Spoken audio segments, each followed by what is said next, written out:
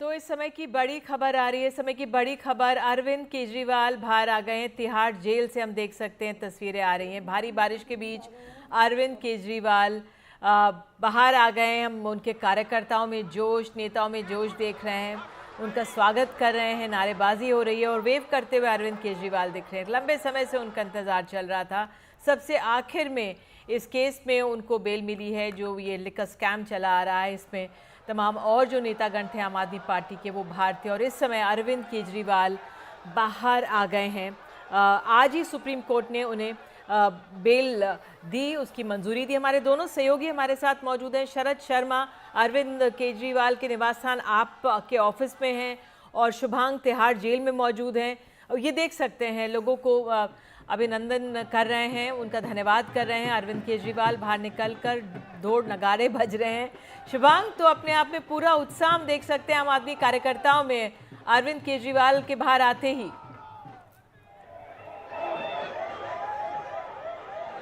जी बिल्कुल, देखिए बारिश अभी तक धीमी नहीं हुई है, लेकिन यहाँ पर अरविंद केजरीवाल के बाहर आने के बाद से जो शोर शराबा है वो आपको मैं दिखाने की कोशिश करता हूँ। ये देखिए किस तरीके से जो पूरी की पूरी भीड़ है वो एकदम से उमड़ सी गई है। यहाँ पर आप देख सकते हैं किस तरीके से शोर शराबा जो है तमाम जो कार्यकर्ता है वो यहाँ पर कर रहे हैं।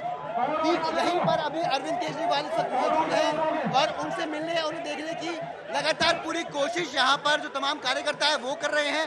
तेज बारिश की वजह से यहाँ पर उनसे मिल पाना थोड़ा मुश्किल हो गया। जो ट्रैफिक की स्थिति यहाँ पर है वो थोड़ी खराब जरूर हो चुकी है, क्योंकि आप देख सकते हैं यहाँ पर तमाम सारे कार्यकर्ता इस वक्त मौजूद हैं।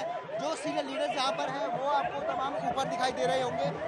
यहाँ की स्थिति इस वक्त आप देख सकते हैं किस तरीके से बदल सी गई है, क्योंकि लगातार जो तमाम कार्यकर्ता थे वो अरविंद केजरीवाल का बहुत देर से यहाँ पर इंतजार कर रहे थे। बारिश में लगातार भीग रहे थे, लेकिन उसके बावजूद उनका जो जोश है वो बिल्कुल कम नहीं हुआ और अब उन्हें सुनने की यहाँ पर कोशिश लगातार जो तमाम कार्यकर्ता है वो यहाँ पर करते रहेंगे।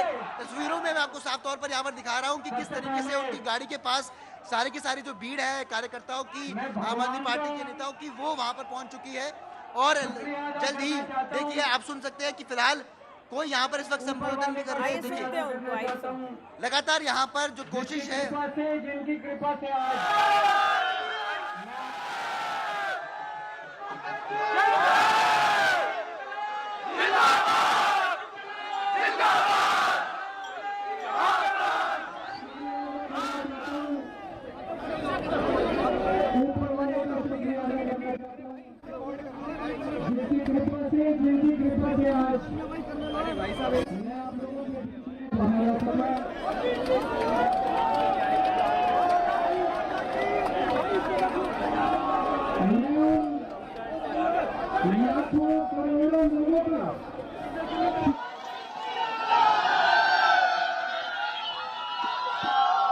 मैं उन लाखों करोड़ों लोगों का शुक्रिया अदा करना चाहता हूं।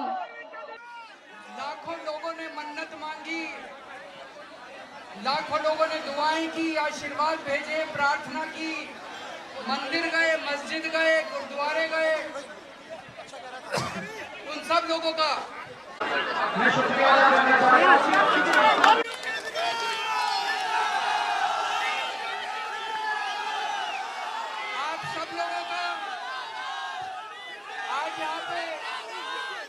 बारिश में इतनी बड़ी संख्या में यहाँ पे लोग आप सब लोग आए हैं, आप सबका तहे दिल से शुक्रिया अदा करता हूँ। दोस्तों, मेरा जीवन देश के लिए समर्पित है।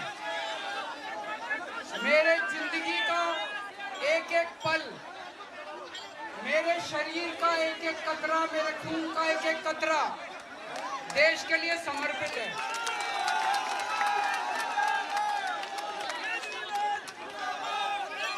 मैंने जिंदगी में बहुत संघर्ष किया है, बहुत बड़े-बड़े संघर्ष किए, जिंदगी में बहुत मुसीबतें झेली हैं, लेकिन हर कदम पे भगवान ने मेरा साथ दिया। ऊपर वाले ने मेरा साथ दिया। क्यों? क्योंकि मैं सच्चा था, मैं सही था, इसलिए भगवान ने मेरा साथ दिया।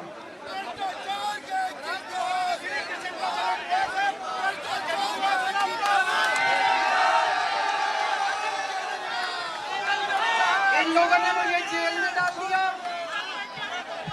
इन लोगों को लगा कि केजरीवाल को जेल में डाल देंगे तो केजरीवाल के हौसले टूट जाएंगे। आज मैं आपको कहना चाहता हूं, मैं जेल से बाहर आया हूं, मेरे हौसले 100 गुना ज्यादा बढ़ गए हैं।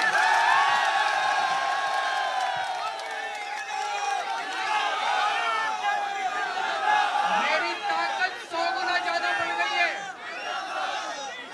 इनकी जेल की मोटी मोटी दीवारें, इनकी जेल की सलाखें केजरीवाल के हौसले को कमजोर नहीं कर सकती।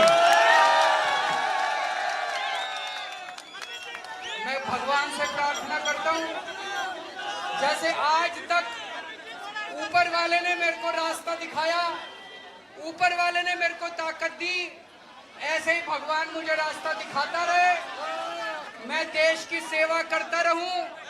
और ये जितनी राष्ट्र विरोधी ताकतें हैं जो देश के विकास को रोक रही हैं, जो देश को बांटने का काम कर रही हैं, जो देश को अंदर से कमजोर करने का काम कर रही हैं, जिंदगी भर में इनके खिलाफ लड़ा हूं, आगे भी ऐसे ही लड़ता रहूंगा। भारत माता की, भारत माता की।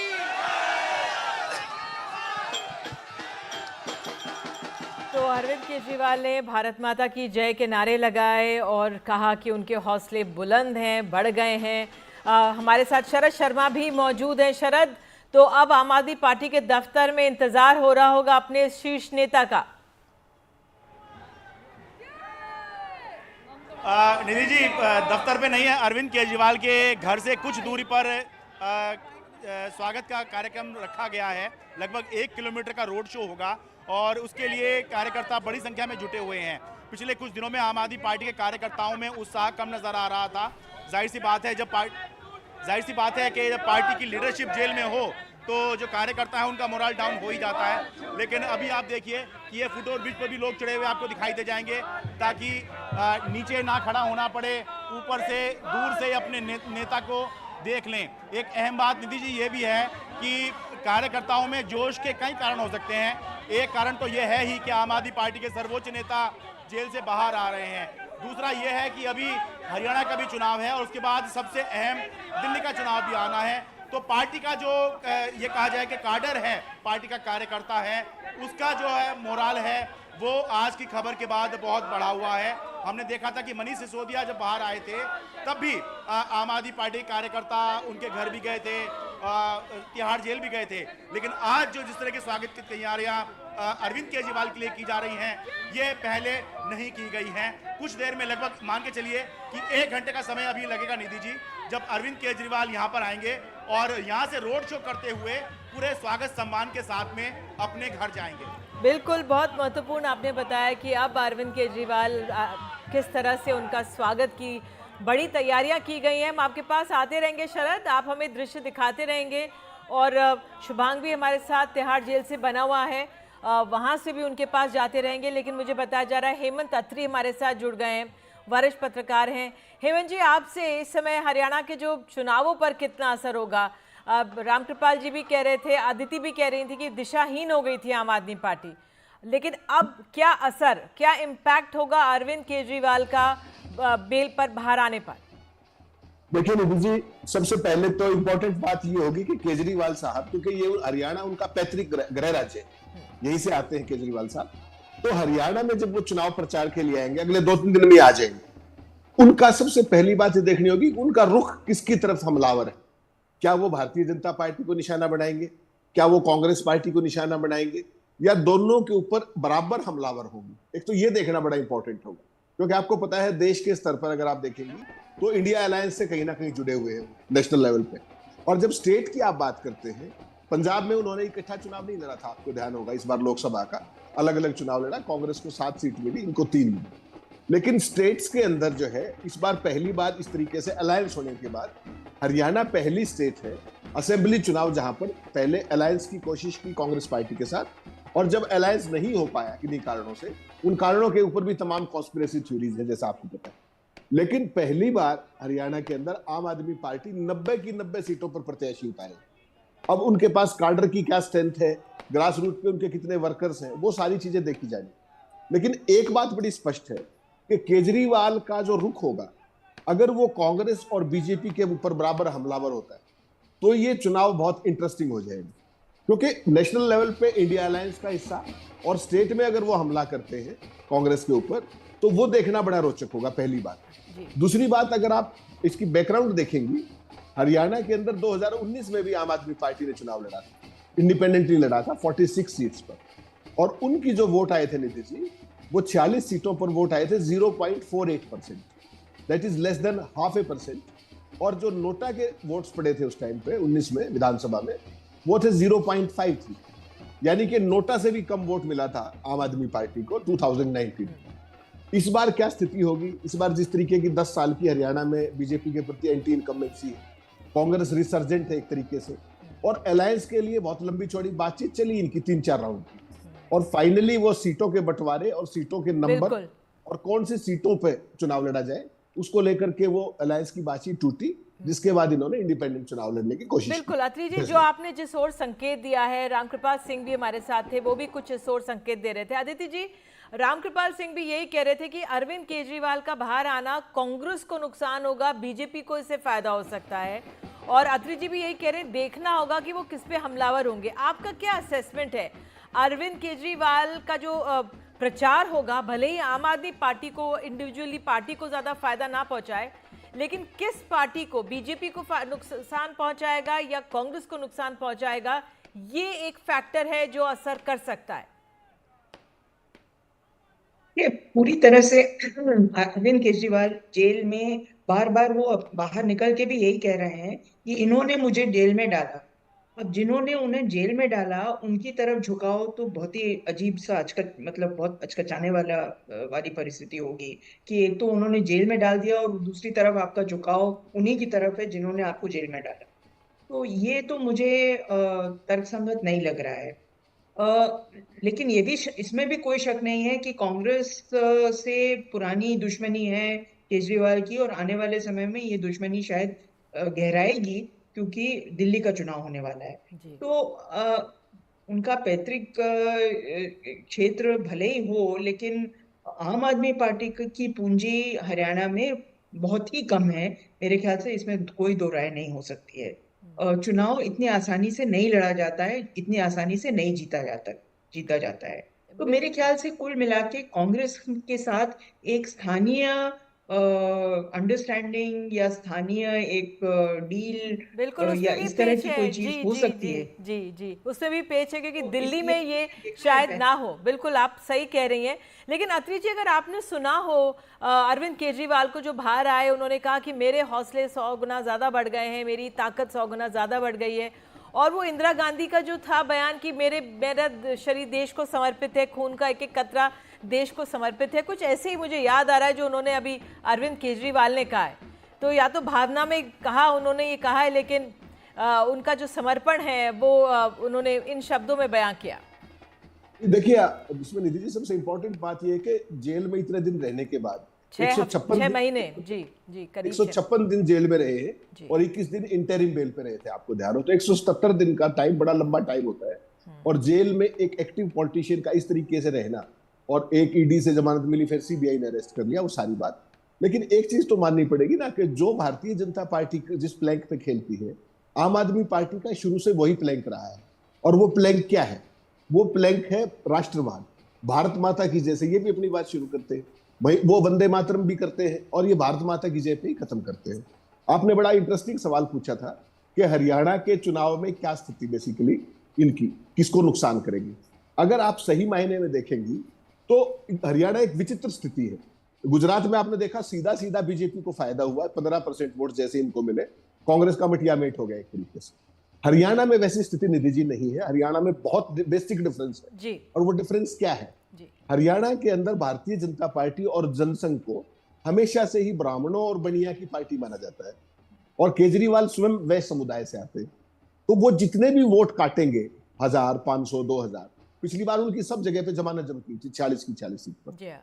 इस बार उन्होंने लोकसभा में कांग्रेस के साथ अलायंस में एक सीट पे चुनाव लड़ा, कुरुक्षेत्र, जो वो हार गए बहुत नजदीकी मार्जिन से। 28-30 हजार का मार्जिन लोकसभा में कम ही होता है, लेकिन उनको जो वहां वोट मिले वो सारे कांग्रेस के 100% वोट ट्रांसफर हुए। अब जो आपने सवाल किया कि वो किसको नुकसान करेंगे, तो शहरी क्षेत्रों में एक थोड़ा बहुत इनका जो इम्पैक्ट है वो निश्चित तौर पे वो एक पार्टी को नुकसान नहीं करेंगे, जहां भी करेंगे वो बीजेपी को भी बराबर का नुकसान इसलिए करेंगे क्योंकि बीजेपी ट्रेडिशनली हरियाणा में ब्राह्मणों और बनियों की पार्टी जी। तो और इस बार जो दोनों पार्टियों ने जो किया है, कांग्रेस ने भी और बीजेपी ने भी, वो कमाल किया है। आप जान के हैरान रह जाएंगे, जी, जी। हरियाणा में वैश्य समुदाय को पिछली बार बीजेपी ने 9 टिकट दिए थे जी, इस बार केवल 5 टिकट दिए। चलिए ये गणित लगातार अब तो चुनाव है ही बना रहेगा। आप दोनों जुड़े, बहुत बहुत धन्यवाद जुड़ने के लिए। तो इस समय आम आदमी पार्टी के लिए सबसे राहत बड़ी खबर यह है कि 6 महीने से ज़्यादा जेल में रहने के बाद बेल पर बाहर आ गए हैं मुख्यमंत्री अरविंद केजरीवाल, और चुनावी माहौल में एक बहुत बड़ी राहत है, मदद मिलेगी आम आदमी पार्टी को। एक छोटा सा ब्रेक हम लोग ले रहे हैं, तुरंत लौटते हैं।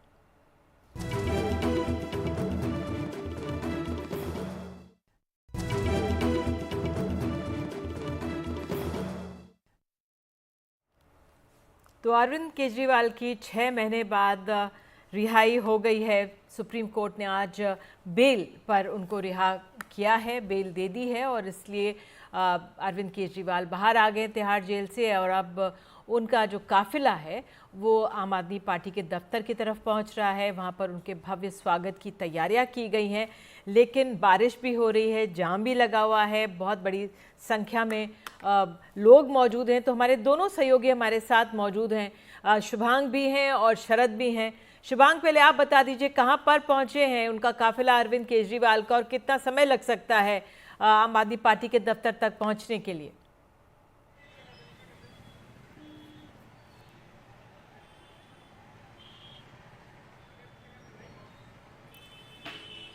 शुभांग, अगर आप मुझे सुन पा रहे हैं, क्या जो काफिला है अरविंद केजरीवाल का अब निकल चुका है, आगे बढ़ चुका है, वहां से क्या अपडेट?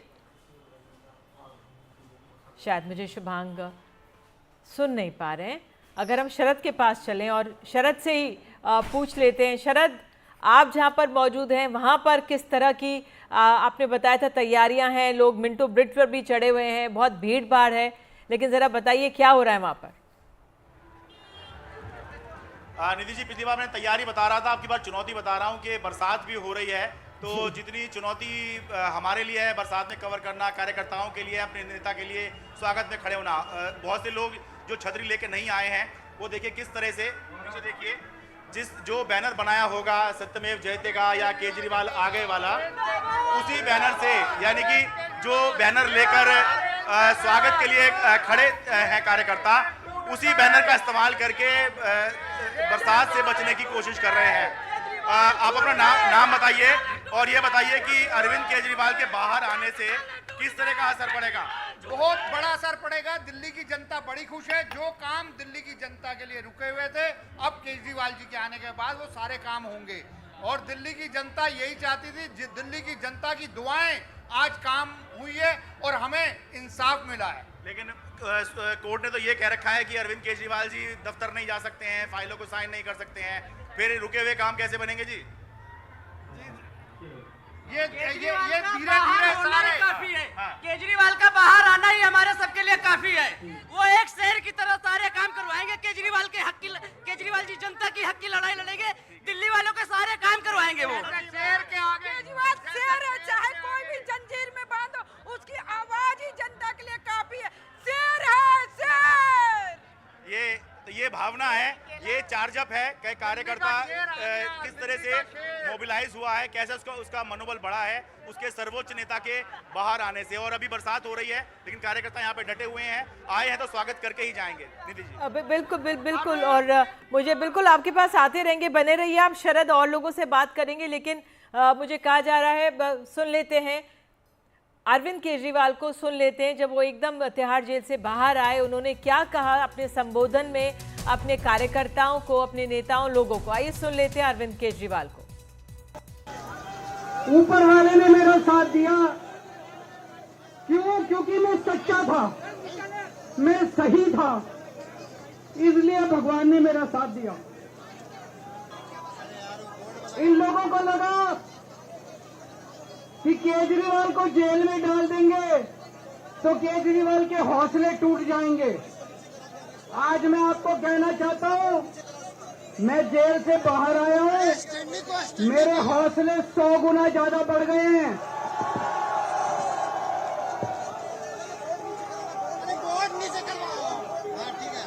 मेरी ताकत 100 गुना ज्यादा बढ़ गई है।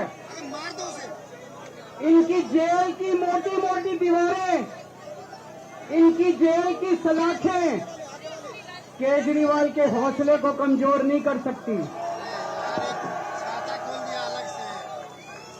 मैं भगवान से प्रार्थना करता हूं, जैसे आज तक ऊपर वाले ने मेरे को रास्ता दिखाया, ऊपर वाले ने मेरे को ताकत दी, ऐसे ही भगवान मुझे रास्ता दिखाता रहे, मैं देश की सेवा करता रहूं। और ये जितनी राष्ट्र विरोधी ताकतें हैं जो देश के विकास को रोक रही हैं, जो देश को बांटने का काम कर रही हैं, जो देश को अंदर से कमजोर करने का काम कर रही हैं, जिंदगी भर में इनके खिलाफ लड़ा हूं, आगे भी ऐसे ही लड़ता रहूंगा। भारत माता की, भारत माता की। तो अरविंद केजरीवाल ने भारत माता की जय के साथ अपना ये संबोधन फिलहाल समाप्त किया। उनका काफिला आम आदमी पार्टी के दफ्तर की ओर बढ़ रहा है और उस पर भी आगे जानकारी देते रहेंगे। फिलहाल देश की बात में इतना ही। नमस्कार।